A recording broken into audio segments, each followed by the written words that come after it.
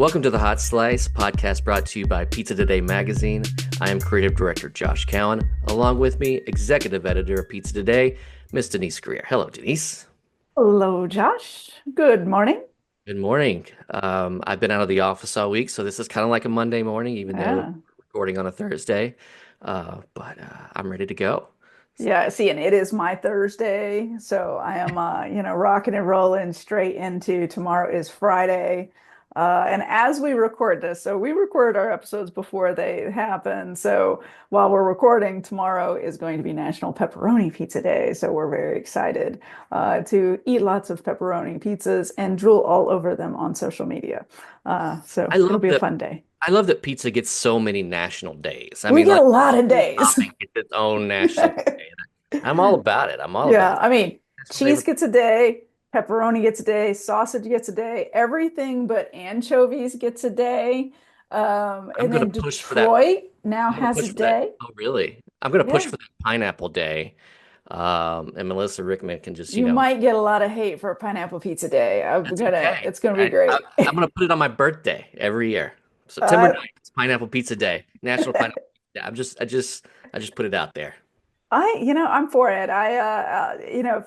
It may exist. I don't know. We'll have to do some Googling after that. It may be a new one. There's new ones popping up all the time.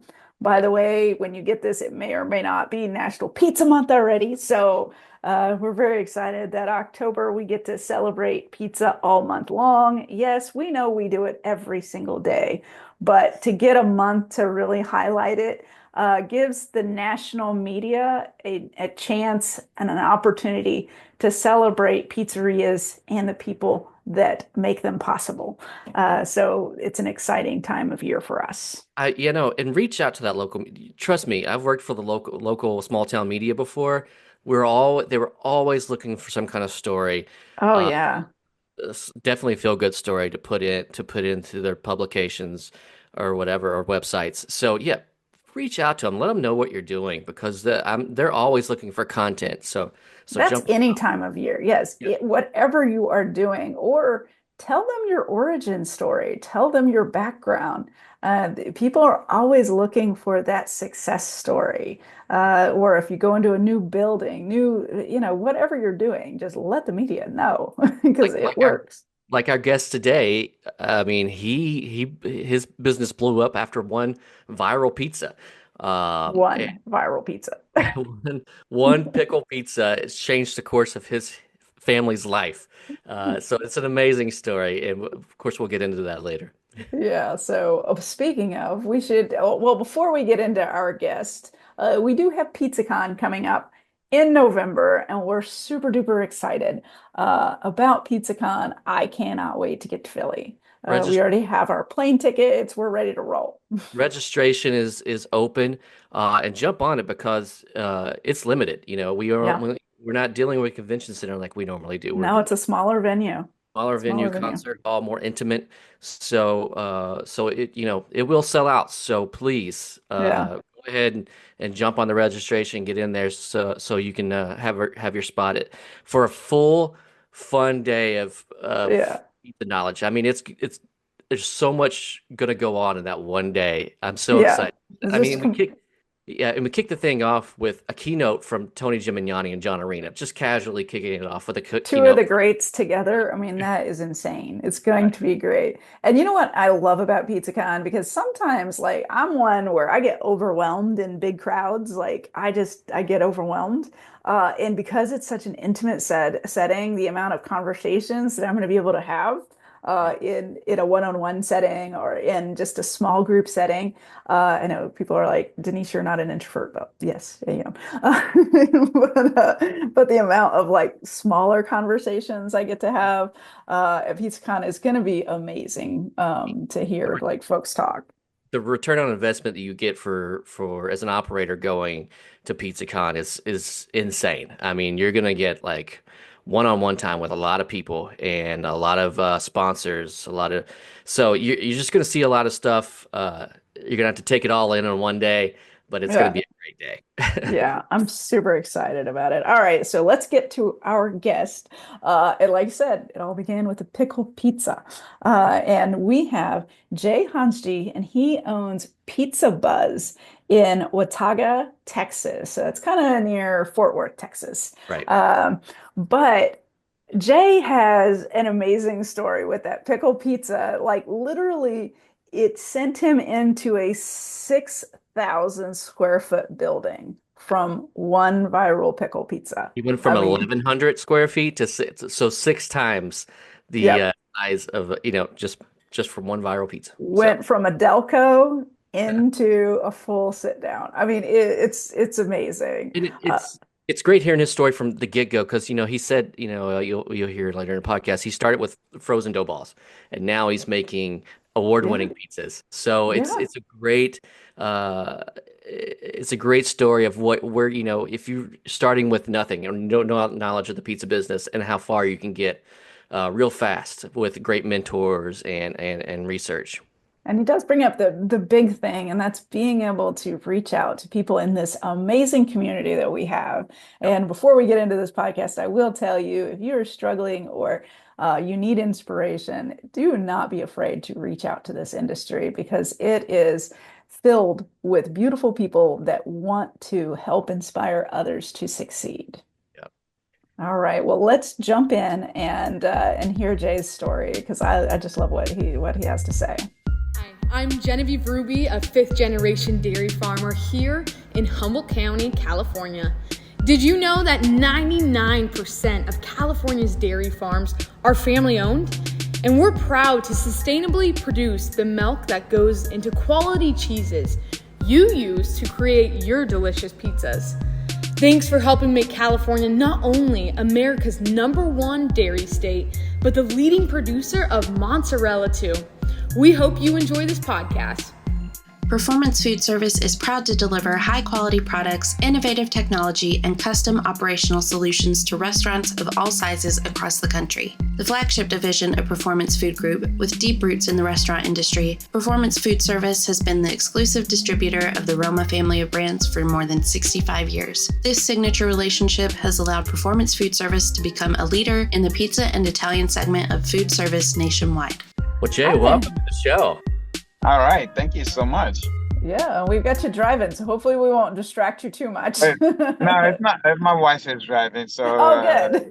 yeah, Hello. We're not breaking any yeah, laws then. We're good. Yeah. We're good. Well, that's good. speaking of your wife, we Yeah, know so what you did at Expo a couple years ago was yeah, so cute and romantic. You have to tell our guests what you did because it was just so adorable. We ended up yeah. writing a story about it.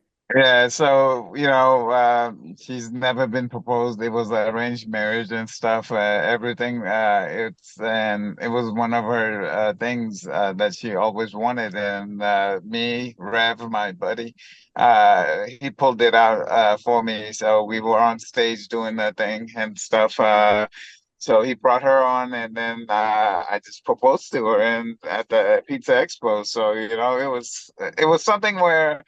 I think that was a perfect spot to do it because of even she wasn't expecting the kids or my mom to come in at the time and stuff, and she didn't expect it. So Oh, Fantastic. yeah, that's so cute. I love it. It makes me really happy. yeah, You've had a lot of excitement in the past couple years for yourself with getting remarried and then also with your business. You've definitely grown your business. Can you talk about this new location that you've grown into? Because it is amazing what you went from to what you have now. yeah. From an 1,100 square feet delivery carry out place to a 6,100 sit-in spot. What put me on the map was the pickle pizza. We did it just blew us up on Forward Foodies Group. someone posted it, and man, everything after that was just like pickle pizza, pickle pizza, pickle pizza, and it just went bonkers, I'm telling you. And just like, and still this day it's still going. People are like, we're here for the pickle pizza, we're here for the pickle pizza. And So you got to you we, got to describe this pickle Yeah, pizza before we get into so this location, because we it, need to know exactly why it's people are going simple. crazy for it. It's simple, man. All I did was we made a homemade garlic butter for the sauce and stuff, and then we used the award-winning dough that I used at the Pizza Expo and stuff. So we just put garlic butter on the bottom. We shred our own cheese and stuff. So we have a special cheese blend that we make in-house and shred, and then that's what we put on there, and just dill pickles. I just went with dill pickles, and then come out of the oven. We make a homemade ranch that we make like 5 gallons a day. We have to make through, and it goes like crazy of the homemade Oh yeah. ranch and stuff. So that's all we do, and just it's simple. Like I said, if you had fried pickles, it's a basically that's how it is. We use the breading as a crust, and just what I just kept it simple, and it's selling like crazy still. That's So my at its number two seller. so at its peak, how many pickles were you going through in a weekly basis? I mean, like how many? Um, I mean, man, we were going through like 5 gallons of pickles almost every day, trying to What? just, yeah, and we sold a crazy amount. Yeah, so yeah, like I said, man, we were just we were just going through so many buckets of pickles a day and stuff. Most of the days we were. Closing early because we couldn't keep up with the dough. It was just me, my wife, and the two kids that was in the store. There was four of us at that time, and we just kept selling crazy amount of. We couldn't just keep up with dough. Oh my goodness, that's So I insane. saw that where you tried to discontinue it at one point, and you almost got like a revolt. Give the people So what they want. yeah, so it was December of I think 2022 or 21. I don't, but it was that month, and in January I was gonna stop it, and people revolted, and they said they start signing petitions and all kinds of stuff. I'm like, oh my God, yeah. Okay, we'll just keep it on there. Yeah. Like I said, it was simple, so I said, all right, let's just keep it on there and stuff. So. Oh, well, that's good. And now That's it's a led you whole to lot for your a people. Yeah. 6,000 square foot Yeah, building. yeah. Uh, Because tell us about what it's like right now. Like, what does the 6,000 square feet look like? Uh, oh, and so kind of how is the business set up? so the 6,000 square feet. This place that we found was on Dinners, Dive-ins, and Dives. The guy Yeah. Ferrari came here. It was a gas station. It's still well, it looks like a gas station if you look at the thing. It looks like a gas station and stuff. And he built this restaurant.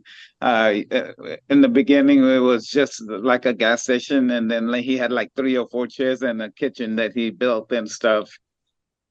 He went to the bank and tried to get a loan and stuff, and they won't give it to him as a restaurant because banks don't give money when in the restaurant business at all and stuff. So what happened was he just took it as a loan for the uh, as a gas station, and then built the kitchen and all that stuff. So yeah, it's if you look at it, I could show it to you. I mean, it looks like Well, a we're on a typical. podcast, so we Yeah, really want it described. There'll be very few people that'll get to watch it on YouTube. By the way, y'all, we are on YouTube. yeah. So yeah, like I said, I mean, pickle pizza is what put us on the map. Actually, like people were coming from hours away, and just it's just 45 minutes, hours, Decatur, and this is we were just 1,100 square feet at that location, and people said, "Oh, no place to sit, no place to sit," and then I was like, "Okay, it's time to expand, and let's expand. If we're going to expand, we're going to expand a little bigger. We're going to have we have a bar, we have a patio outside. Now we have also party room and all that stuff. So it's we expanded big. Yeah. What was the downtime between moving locations? What kind of downtime was were We had about almost 3 months of downtime, and Wow. that took with the city, the landlord, and all that stuff. 3 months, man. It took a big cash flow was going down too at the same time, being just a mom and pop place. Absolutely. And I imagine there was a huge kind of transition and operational shift going from a DELCO Yeah, to a sit down large yeah. restaurant. Oh, yeah. Can you talk a little bit about what you went through with that?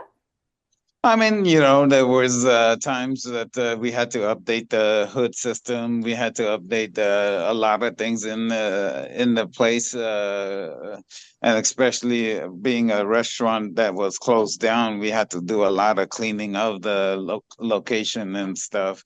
Um, lease with the Hmm. landlord and stuff. That was tough because there's sometimes, the wording that what's in the lease didn't come out right and stuff. So yeah, Hmm. uh, it's a lot of tribulations and stuff. It was Yeah. that we had to go through and stuff. Yeah. And how about staffing? Did you have to increase your staff Oh, considerably when you went? definitely. Okay. Oh, definitely. Like I said, I mean, there was four of us, me, and it was mostly family, and we had like maybe two or three employees at that Hmm. time who came on, and then I brought people on from a restaurant that closed down, Stevie's Diner. I felt bad for their employees, so I Yeah. brought some of those because I needed help anyway. So I said, okay, if you guys are willing to come on. I need help, so I brought them on too. So that's fantastic. Absolutely. yeah, It is definitely a much bigger operational task to do a full end yeah, restaurant that has seating oh, and things. yeah. Let's get to your menu because you are probably the one of the most creative geniuses when it comes to menu. We have I won't. I, I won't say I'm a genius, but I'm And gonna he's say it, humble. And he's okay? humble. I'm gonna say it because we do our pizza of the week and we made your birria pizza our pizza of the week because I literally scrolled through Instagram and came across that pizza and like drool came out of my mouth. And then I sent uh, it to the gang on our chat devices and they all were like, Yeah. oh, so That was one we of the easier pizzas of the week. We were like, yeah, that's it. That's yeah, it. that's it. It's Question that. it. It's it. So let's talk about kind of all those pizza creations that you come up with and what were some of your favorites? oh my God. I mean, tandoori has always been my heart because of I mean, it's my thing. Tandoori's always been there. We've done al pastor, we've done Hmm. elote. Birria we bought back 3 times, even though we keep taking it off the menu. There's something that it's like one of those things like McDonald's does this McRib. Oh yeah. Uh, yeah, so we like to just keep it exciting every single time. People know, oh, he's gonna bring it back or whatever, so they'll Yeah. come back and be excited about it again and stuff. So something like that. There's so many on the menu that. Um, There's a Brooklyn White, there's a Bianca, there's a different kinds of sweet fire pie. There's all kinds of stuff that I try to do, and then I also try to let my customers pick pizza of the month. They say what they Mhm. want on a pizza, and then I go in the kitchen and try to create a recipe from it, and then introduce it to the customers. I had this month is chicken parm pizza, so the Mhm. customer actually who um, submitted that came in yesterday and said, "Oh, oh my God, it's amazing and stuff," And I like Yeah. to see that. So that's why I like to do different things. Like I said, a lot of people want different kinds of pizzas now these days. No, Yeah, I yeah, noticed that you have. creativity is it. Go ahead, Jeff. Yeah. Yeah, I was just saying. I noticed you have Detroit style on your menu. At what point did that come along, and what kind of research did you do in getting that on the menu? Yeah, so I talked to a lot of people from the Detroit thing, and I said I want to make it a true, authentic Detroit with the sauce on top and stuff. So I forgot his name. Uh, my God, he's in Denver. Just World smoking. Pizza Jeff Chef. Smoke. Yeah. I'm sorry. Yeah, Yeah, sorry, you're Jeff, good. if I got your name, but yeah, I talked to him at the Pizza Expo, and I was trying to get things off of him and stuff. So he's been one of a good inspiration for the Detroit style that I do here and stuff. So yeah, Detroit.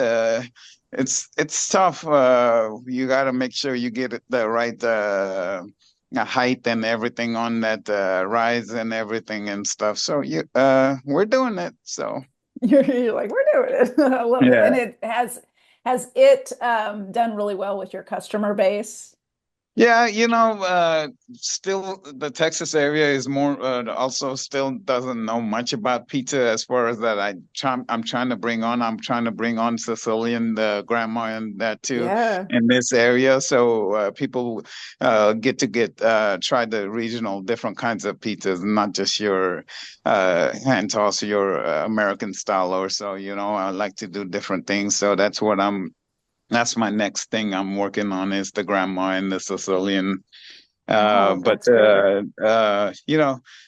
the people customer base as far as they're used to that Jets pizza and they're used to the Little Caesars pizza for Hmm. and it's people it's getting known now. So Texas is getting to know that actual Detroit and stuff now. Oh, that's awesome. Let's go Yeah. back. You were talking about your tandoori pizza. Can you tell us a little bit more about that? Because you said it's your heart, Yeah. and I would love to learn a little more about that because from what I've looked at in the industry, Indian pizzas are really, really popular right now, and people are creating all kinds from tiki masala pies to tandoori. So, Yeah. can you talk a little bit about your tandoori? Yeah, my tandoori. So we use like if you ever had like a chicken tikka masala, we use as that gravy as a that base for my sauce and stuff. And then the tandoor chicken is like when you actually go to an Indian restaurant, you have a tandoor oven, and then Mhm. you marinate the chicken in tandoori spice and stuff. So that's so I try to mix that two together and that's when I came up with the tandoori chicken pizza. That sauce base, and then we do the cheese again, and then you gotta have your red onions for the Indian pizzas and stuff, and then we put the chicken, send it through the oven. When it comes out and stuff, we put cilantro on top. Again, Indian, you gotta have that, and then that's the traditional way we did the original way when I started 10 years ago. That's how I did it, but when I came to the Pizza Expo for the competition, I wanted to add a little or flair something to it. That's Yeah. when I added a cilantro chutney and a tamarind chutney. So Ooh. yeah, yeah. So it's one of those things that I tell my customers try them separate.